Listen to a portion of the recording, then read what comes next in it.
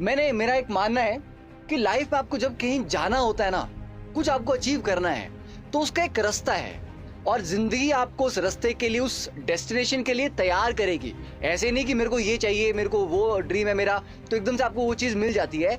जिंदगी आपको उसके लिए प्रिपेयर करते हो। जब वो प्रिपेयर करती है तो वो टेस्ट लेती है। अगर आप टेस्ट में खरे नहीं उतरेंगे तो फिर आपको वो तोड़ती है और स्ट्रांग बनाती है, ताकि आप उस रास्ते पे चलने के काबिल बनो। तो बहुत सालों के बाद when you look back at life, तो आप रियलाइज करते हो यार वो सारे के सारे फेलियर्स मुझे कुछ ऐसा सिखा गए कि आज मैं जहां पर हूं, आज मैं जो सक्सेस अचीव कर रहा हूं, अगर वो फेलियर मेरी जिंदगी में हुए नहीं होते तो मैंने वो चीजें सीखी नहीं होती। तो life actually prepares you through these lessons of failure की बात करते हैं। एक बार एक राजा था।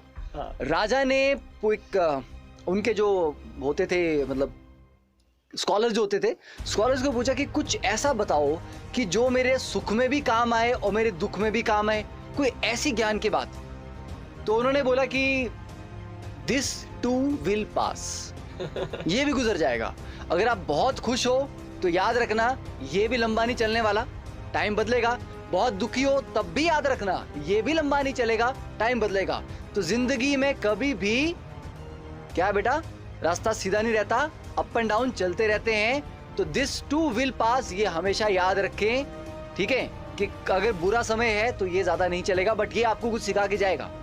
ठीक है। और जब खुश हो तो इतना खुश नहीं हो जाना कि रियलिटी को भूल जाओ और एकदम से उछलने लग जाओ।